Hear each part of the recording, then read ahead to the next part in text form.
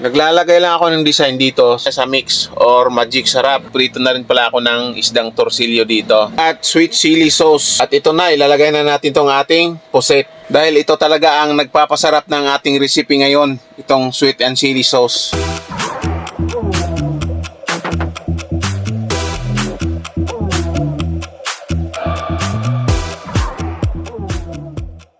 Hello guys, luto tayo ng squid sauté. Kung gusto niyo malaman ang recipe na ito, tara, magsisimula na tayo. Una, hiwain natin yung pusit sa gitna. Tapos, hiwain natin ulit na magiging tatlo siya. Pero depende yan kung gaano kalaki yung pusit na nabilin nyo. Hugasan nyo lang ng maigi at tanggalin nyo yung pinakabalat niya. Naglalagay lang ako ng design dito. So, ginilitan ko lang ng pa-square sa taas. Pero depende na sa inyo. Pwede namang hindi. Ito, tapos na natin nahiwa yung pusit. So, ang gagawin natin dito ay i-marinate natin to. Lagyan lang natin ng asin, paminta at saka ginisa mix or magic sarap. Halo-haloin lang natin ng mabuti. Tapos i-marinate natin to ng mga 20 minutes bago natin lutuin. Habang naghiwa ako ng mga sangkap na gagamitin natin, nagprito na rin pala ako ng isdang torsilyo dito. Rumpi sa Bisaya. Ito na yung mga sangkap na gagamitin natin. So, meron tayong luya, sibuyas, spring onion, bell pepper or siling pula, pamintang durog at sweet chili sauce. So, ito lahat ang mga sangkap natin. Ayan, start na tayo. Siyempre, magsindi na tayo ng gasol.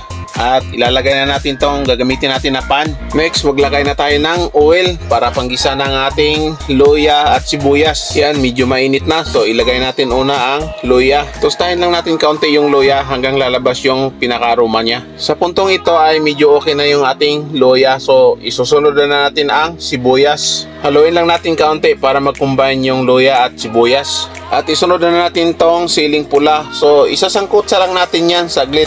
At ito na, ilalagay na natin tong ating puset. Bali, 4 na piraso lang tong puset na niluluto ko dahil 2 lang naman kami mag-asawa ang kakain nito.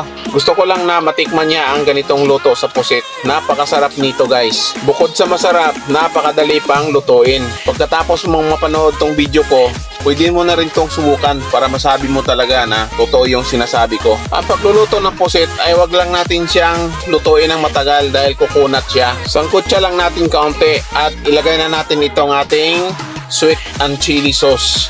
Dahil ito talaga ang nagpapasarap ng ating recipe ngayon. Itong sweet and chili sauce. Halos kalahating kilo lang tong aking pusit. Kaya kalahating buti lang din ang nilagay kong sweet and chili sauce. Kung 1 kilo naman ang lutuin nyo, sakto na tong 1 buti na sweet and chili sauce. So UFC ang gamit ko. Pero hindi to sponsor ha. UFC, baka naman. Ayan, tukuloy lang natin saglit at iwasan natin na kukunat yung ating pusit.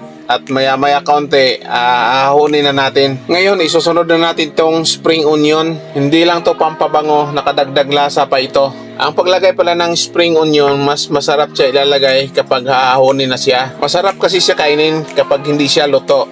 Di ba yung iba, tinatapping siya sa lugaw? Yan ang purpose ng ating spring onion. So ayan, luto na ang ating squid sauté. So ready to serve na. Bago ka matapos sa pagpanood ng ating video guys, baka pwede mo naman akong i-subscribe. At i-hit mo na rin ang notification bell para updated ka sa lahat kong mga video. So ito na guys, ilalagay na natin sa lamisa para makapag-almusal na tayo. At isama ko na rin itong pinirito ko na torsilyo. Mayroon din tayong ham na nilagyan ko ng egg at sausage na bagong prito. O ano pang hinahintay nyo? Arat na guys, kain na tayo! Kung nagustuhan nyo guys, palike naman sa ating video. Unang subo guys, para sa inyo. Ang sarap talaga guys. Kaya kayo, magluto na rin kayo. Subukan ninyo. Panoorin lang nyo ng buo ang video para masundan nyo.